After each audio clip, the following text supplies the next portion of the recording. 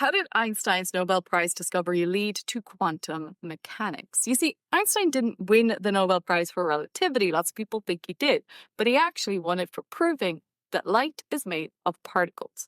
These are the 10 breakthroughs that led to quantum mechanics, and this is number 2, Einstein's photons. So the photoelectric effect had been puzzling physicists since the 1880s.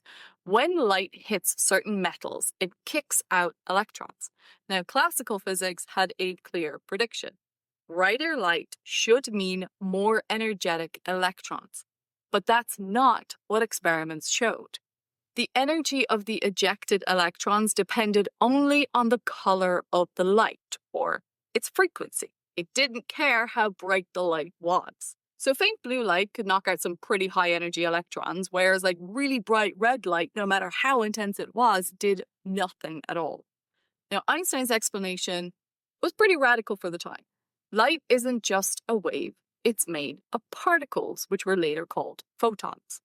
Each photon carries a fixed amount of energy determined by its frequency, E equals hf. This is where h is Planck's constant. Now, when a photon is absorbed by an electron, the electron gains all of the photon's energy. If that energy is more than the minimum energy needed to escape, the electron leaves instantly. If it's not, nothing happens and the energy gets dissipated as heat. This wasn't just a clever idea. It was a complete rethink of what light is, wave and particle simultaneously. Now, in the last video, we talked about Planck's reluctant use of quanta as a math trick. Einstein said these energy packets aren't just maths, they're real.